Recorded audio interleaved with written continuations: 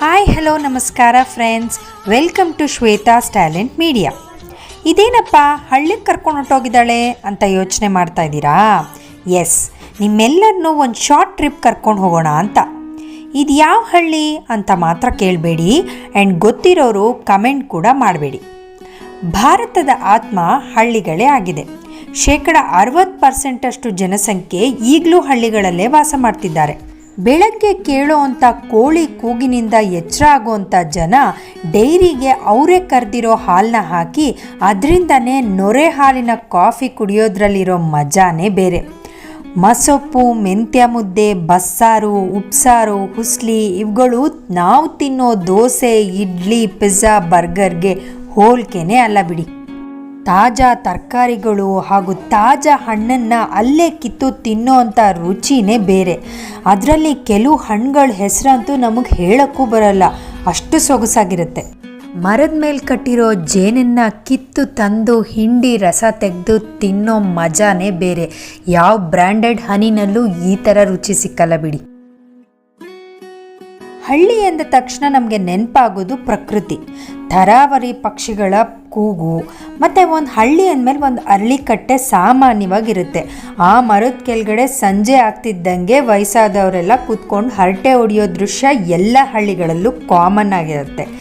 ಸುತ್ತ ಕಾಣೋ ಹಸುರೆಲೆ, ಕೋಗಿಲೆ ಧ್ವನಿ, ಹಸು ಎಮ್ಮೆನ ಮೇಸಕ್ಕೆ ಅಟ್ಕೊಂಡು ಹೋಗುವಾಗ ಮಾಡೋ ಶಬ್ದ ಎಲ್ಲ ರಾಕ್ ಮ್ಯೂಸಿಕ್ನು ಮೀರಿಸುತ್ತೆ ಬಿಡಿ. ಹೊಲದ ಬಳಿ ನಾವು ಹೋದರೆ ಅಲ್ಲಿ ಕಣ್ಣು ಕೋರೈಸೋಷ್ಟು ಹಸಿರು ನೋಡೋದೇ ಒಂದು ಚಂದ.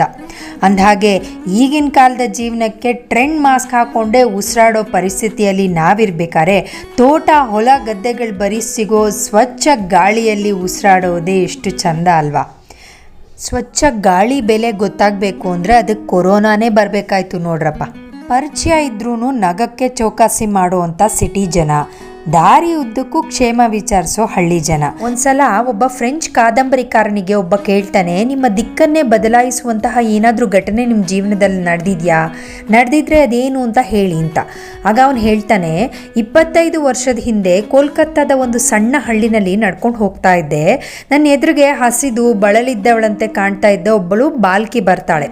ಆಕೆಗೆ ಏನಾದರೂ ಕೊಡಬೇಕು ಅನಿಸುತ್ತೆ. ನನ್ನ ಕೋಟ್ ಜೋಬ್ನಲ್ಲಿ ಕೈ ಹಾಕಿ ಹುಡುಕಾಡ್ದೆ, ಸಿಕ್ಕಿದ್ದ ಒಂದೇ ಒಂದು ಬಿಸ್ಕೆಟ್ನ ಅವಳಿಗೆ ಕೊಟ್ಟೆ.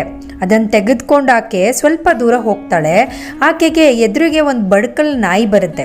ಹಸಿದು ಬಳಲಿದ್ದ ಆ ಬಾಲಕಿ ಬಿಸ್ಕೆಟ್ಟಿನ ಅರ್ಧ ಭಾಗವನ್ನು ನಾಯಿಗೆ ಕೊಟ್ಟು ಉಳಿದರ್ಧ ತಾನು ತಿಂತಾಳೆ. ಆ ದೃಶ್ಯ ನನ್ನ ಬದುಕಿನ ದಿಕ್ಕನ್ನೇ ಬದಲಾಯಿಸ್ತು ಅಂತ. ಸವಲತ್ತುಗಳೇ ಇಲ್ಲದ ಭಾರತದ ಜನ ಪ್ರತಿಕೂಲ ಸ್ಥಿತಿಗಳ ಮಧ್ಯೆಯೂ ತೋರುವ ಅಸಾಧಾರಣ ಧಾರಾಳತನ ನನ್ನ ಜೀವನವನ್ನು ಬದಲಾಯಿಸ್ತು ಅಂತ.